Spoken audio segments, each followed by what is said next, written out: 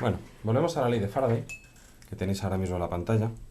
Y fijaos que lo que tenemos es que la circulación de un cierto campo eléctrico, que va a ser no conservativo, tiene que ver con la variación temporal del flujo del campo magnético.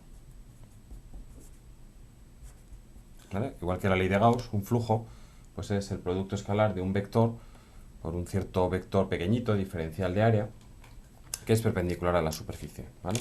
Fijaos que esta es una integral abierta, aquí no tenemos este circulito, en cambio esto es una circulación cerrada. Esto es lo que llamamos fuerza electromotriz, le pondremos nuevamente el subíndice I de inducida. Es parecido a una pila, solo que no tiene un origen químico, sino que tiene un origen puramente electromagnético.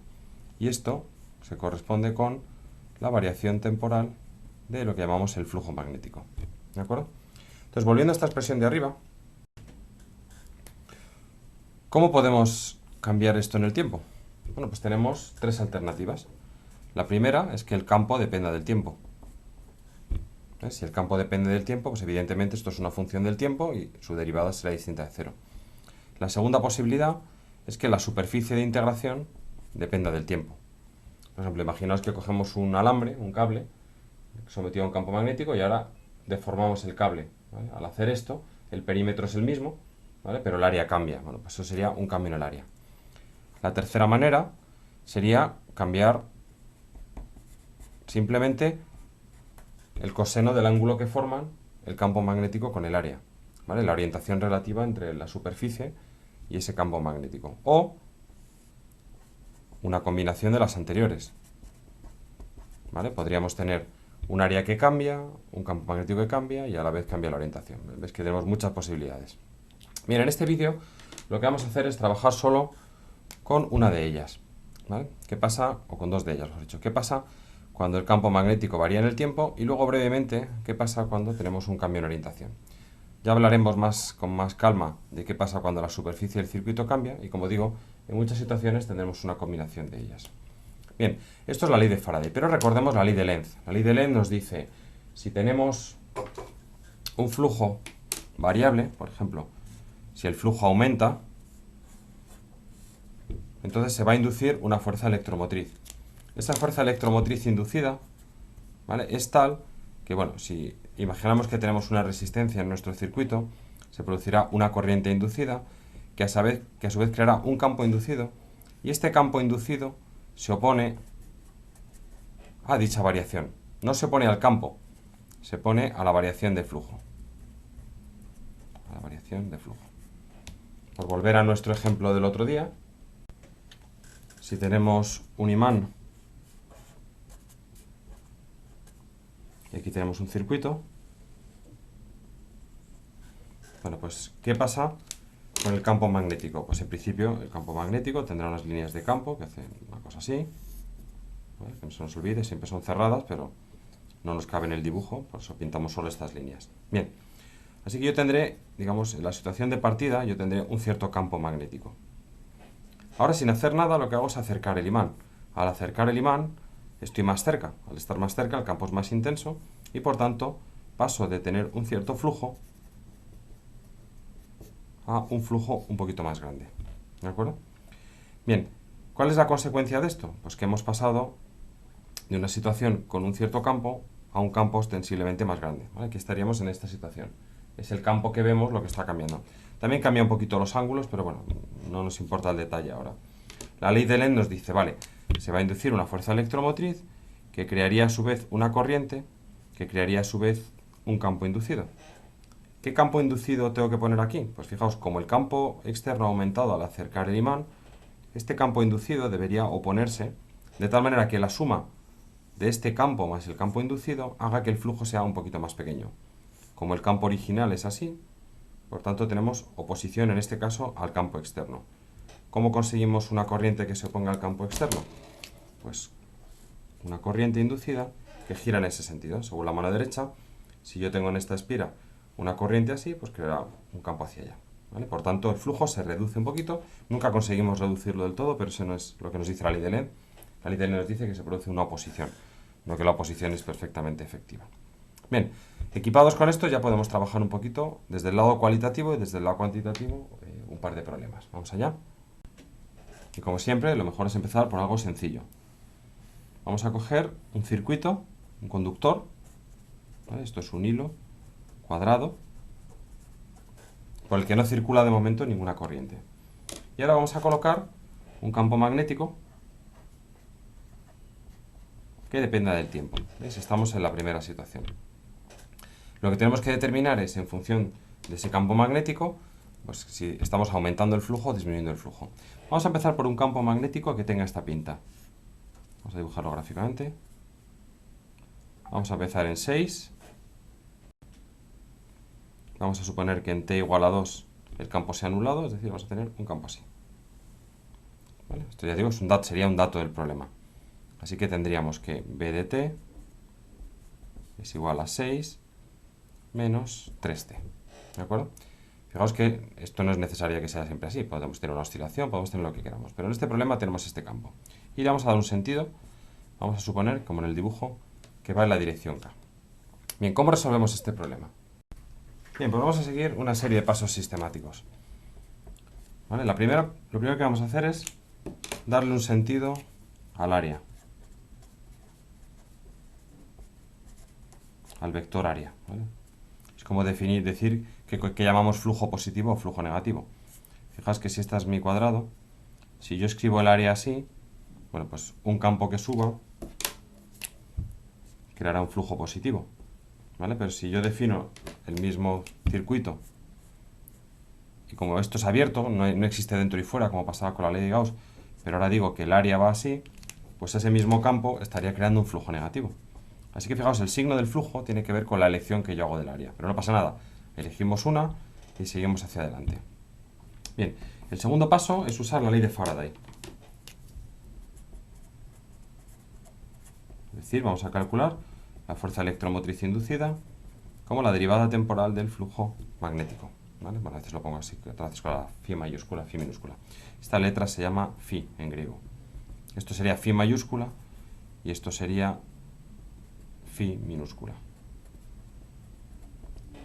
Vale, aplicamos la ley de Faraday. Si esto nos sale positivo, eso significa que estamos a favor del campo.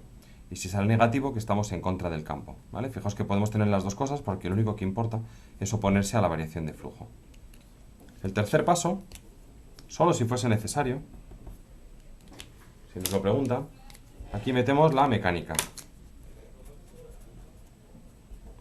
Es decir, calcularemos fuerzas y torques. En el cuarto paso, comprobaremos si lo que nos ha salido tiene cabeza o no tiene cabeza, usando la ley de Lenz. Y en el quinto paso, también de nuevo, si nos lo preguntan o si queremos entender el problema más a fondo, haremos un balance de energías.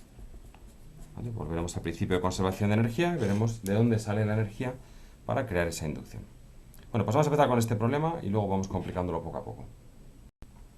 En este caso, el enunciado podría ser calcular la corriente inducida, ¿vale? Con lo cual, bueno, no tenemos nada que hacer con la parte de la mecánica ni con la parte de la energía. Bueno, pues vamos allá. Hacemos otro dibujo. Tenemos nuestro cuadrado. Vamos a ponerle dimensiones, ¿vale? Para que quede...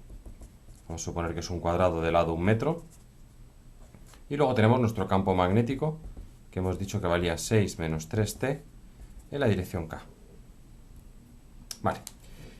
Y ahora seguimos nuestro procedimiento. Primero, elegimos un sentido para el área. ¿Vale? En este caso, bueno, como esto va con k, pues para que no nos vamos a complicar la vida, vamos a suponer que el sentido del área también va hacia afuera. Fijaos que el campo magnético puede ser negativo. Si recordáis el dibujo, en t igual a 2 se volvía negativo. ¿Vale? Pero bueno, no importa. De momento, ya digo que esto es irrelevante, simplemente hay que ser consistente.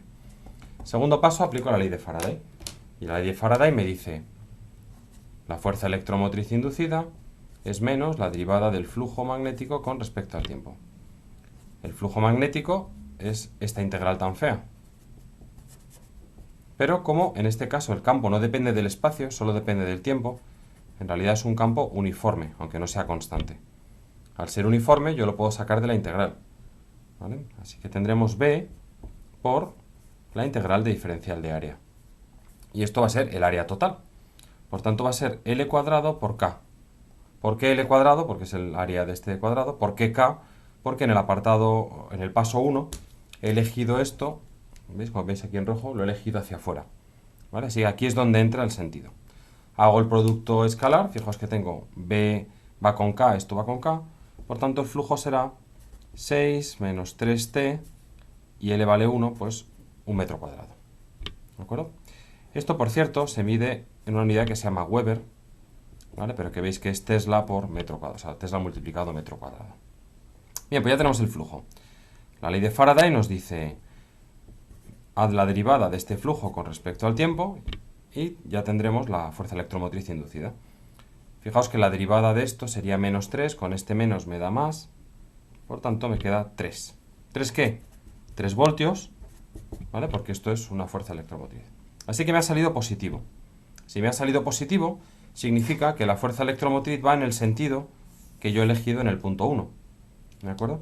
Vamos a cambiar estos dos pasos, por cierto. Vamos a poner la mecánica en 3 y la ley de Lenz en 2. Y vamos a ver si esto tiene sentido. Vamos a decir que el tercer paso mejor va a ser verificar esto por la ley de Lenz. ¿Qué es lo que está pasando? Fijaos, imaginaos que yo me fijo en un cierto instante, el campo tiene un cierto valor, el campo va a ir hacia arriba, y en un instante después el campo se ha hecho más pequeño, porque veis que esto tiene pendiente negativa. Así que en el antes tengo un campo grande, en el después tengo un campo pequeñito. Por tanto ha habido, como veíamos en el diagrama de ayer, ha habido como una variación de campo magnético, ¿vale? Una disminución del campo magnético. He pasado de más a menos, ¿vale? En términos de flujo, hemos pasado de un flujo grande a un flujo pequeño. Ley de Lenz, lo que nos dice es me opongo a esta disminución. ¿Cómo lo consigo? Pues creando un campo inducido que se oponga a esta disminución. Y ahora, ¿cómo consigo yo un campo magnético inducido hacia fuera del papel? Bueno, pues mano derecha, pongo el pulgar hacia fuera del papel y me da este sentido. Así que este es el sentido de la corriente. Esto es lo que nos dice la ley de Lenz. Pues ahora volvemos a la ley de Faraday. ¿Qué significa este más? Lo que significa es que esta fuerza electromotriz va en el mismo sentido que elegimos en el punto 1. En el punto 1 hemos dicho que el área es positiva hacia arriba, por tanto, fuerza electromotriz positiva hacia arriba. Así que mano derecha, esto es como tener una fuerza electromotriz en este sentido. Si hubiese una resistencia, pues estaríamos creando esta corriente que hemos deducido cualitativamente por la ley de Lenz. Así que este signo más de la ley de Faraday y este análisis de la variación de flujo de la ley de Lenz nos dan el mismo resultado. Bien, es bastante interesante hacer un análogo eléctrico de este sistema. ¿Vale? Como nos ha salido una fuerza electromotriz así, bueno, pues podemos reemplazar este circuito por un circuito en el que tuviésemos una cierta resistencia, que sería toda la resistencia de este camino, y esta fuerza electromotriz inducida, que sería 3 voltios. Así que este sistema es algo increíble, porque simplemente por poner un campo magnético en un circuito cerrado, es como si tuviésemos una pila. ¿Vale? Este es el fundamento de todas las telecomunicaciones y de todas las antenas, los generadores, lo vamos a ver ahora. Pero veis que el poder crear como pilas electromagnéticas a partir de una variación de flujo pues es bastante increíble. Bien, como digo siempre, se aprende mucho haciendo variantes de los problemas que sean pequeñas variaciones. Entonces vamos a hacer este mismo problema pero cambiando el campo magnético.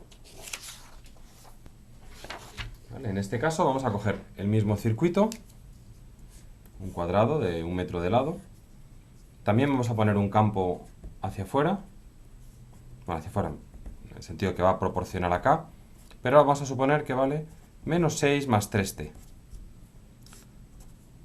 Una cosa importante, ¿vale? No lo he dicho ahora, pero me vale este ejemplo para comentarlo, es que nos ha salido que la fuerza electromotriz era 3 voltios. Y eso ha sido independiente de que el campo tuviese valores positivos como aquí o valores negativos, porque lo que importan no es el campo, lo que importa es la variación del flujo. ¿Vale? En este caso igual, el campo toma valores negativos, pero ya vamos a ver que lo que importa solo es esa parte de ahí. Bueno, pues empezamos. Primer paso, elegimos un sentido para el área. Yo voy a llamar positivo a la dirección K.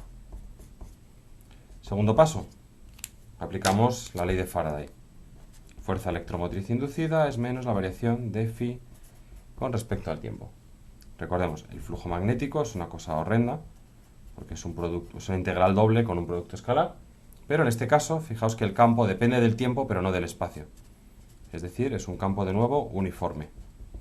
Así que lo puedo sacar de la integral y me va a quedar b por, de nuevo, L cuadrado por K, y nos vuelve a quedar algo muy parecido a lo de antes, salvo que la expresión del campo magnético ha cambiado. Bien, cuando yo hago la derivada con respecto al tiempo de esta expresión, fijaos que solo tengo tiempo multiplicando a ese 3, con este signo menos de la ley de Faraday, lo que me queda es menos 3 voltios.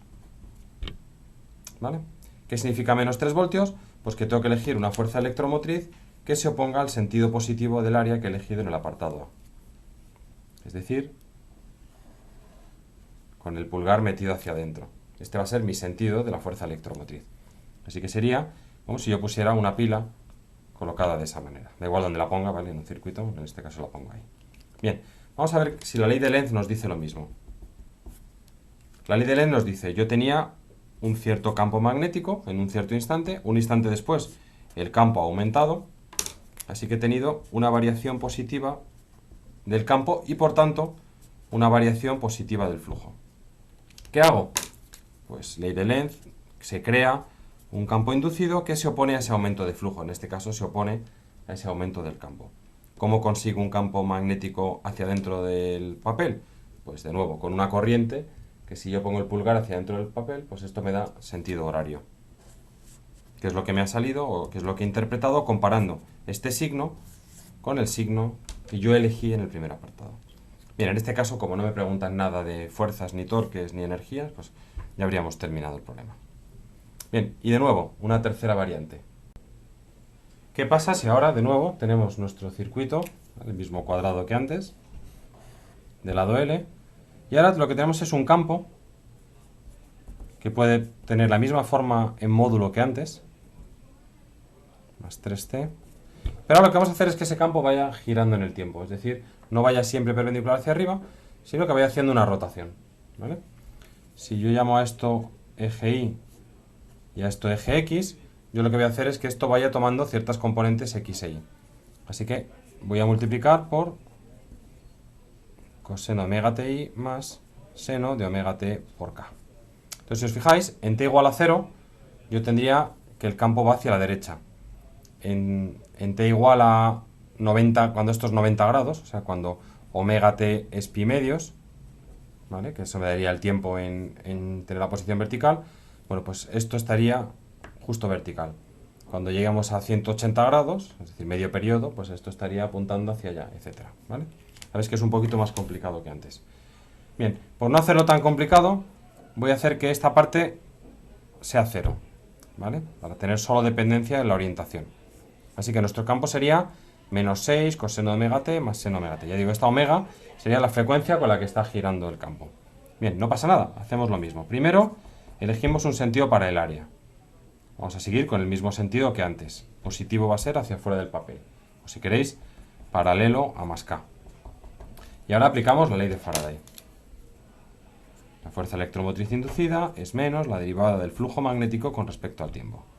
El flujo magnético, recordemos que es esta integral horrible de campo por diferencial de área. Y ahora fijaos, el campo sigue siendo uniforme, depende del tiempo pero no del espacio. Entonces, si algo es uniforme, lo podemos sacar de la integral. Así que esto nos queda b por el área total, que vuelve a ser L cuadrado por K. Cuando yo hago el producto, ojo, escalar de b por L cuadrado, yo voy a tener I por K me da 0 y K por K me da 1. Así que esto me queda menos 6 L cuadrado seno de omega t. Esto es un escalar, ¿vale? Porque es un producto escalar, por tanto ya directamente son voltios. Perdón, estos son Weber. Yo ahora hago la fuerza electromotriz, que es menos la derivada de esto. La derivada del seno es el coseno, saco la omega, entonces me queda que la fuerza electromotriz inducida es más, menos, este menos con este da más, 6 L cuadrado omega coseno de omega t. Bien. ¿Y qué es lo que me ha salido? Pues lo que me ha salido es un voltaje alterno. O sea, esto es como si yo hubiese colocado una pila alterna en mi sistema. Bueno, esto es la base de de muchos de los motores eléctricos. De hecho, esto es un tipo de motor que se llama motor asíncrono.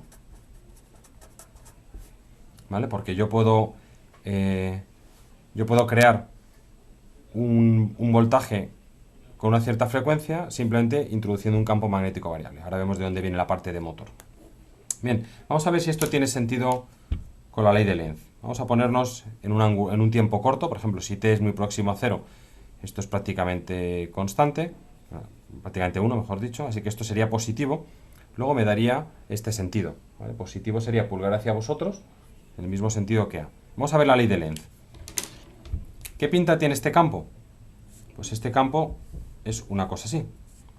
En t igual a 0 solo me va a quedar con la componente K, digamos, que es la que crea flujo. En t igual a 0 esto es prácticamente 0 y luego empieza a crecer, pero esto es negativo. Así que si esto es B y esto es el tiempo, pues la parte, o si queréis B sub z, esto va a hacer una cosa así, ¿de acuerdo? Va a ser un seno negativo. Bien, en términos de la ley de Lenz, ¿qué es lo que nos interesa? Pues digamos, tenemos un antes, en el que el campo tiene un módulo chiquitito, ¿de acuerdo? Hacia abajo, y un después, en el que el campo tiene un módulo más grande, estaríamos ya por aquí.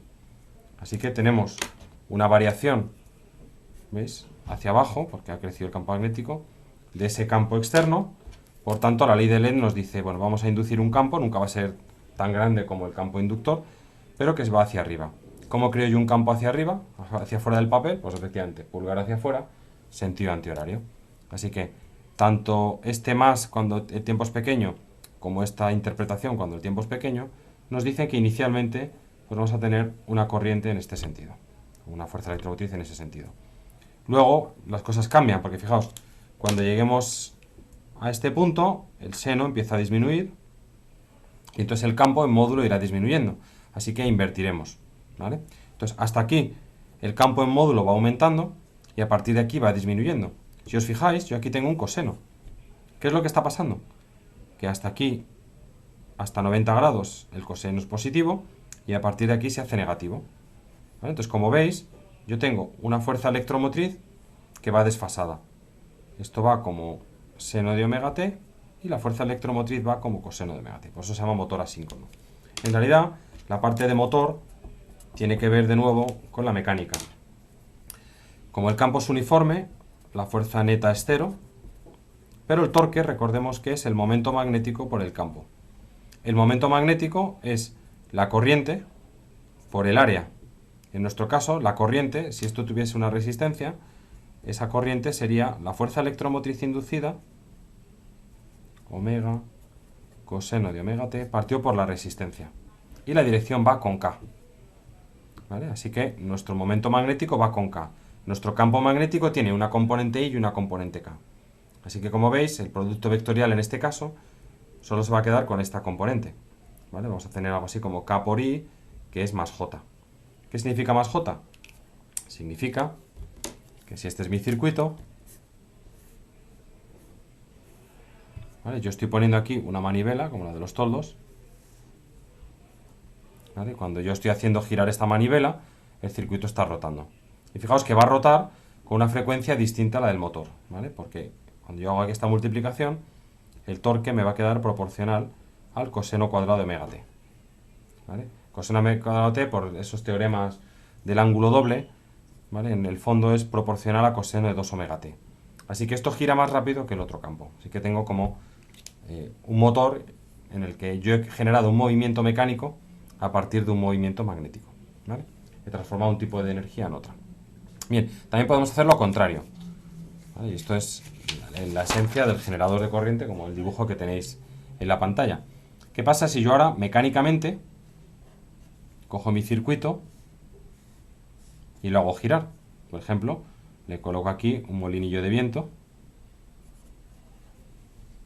¿vale? Lo he hecho de pena, pero bueno, os lo imagináis, ¿no? Tengo ahí un molino de viento, el viento sopla, ¿vale? Y ahora empiezo a hacer girar respecto a este eje J, ¿vale? Entonces este circuito, si fuese este papel, ¿vale? O el móvil, ¿vale? Pues esto estaría girando así, ¿vale?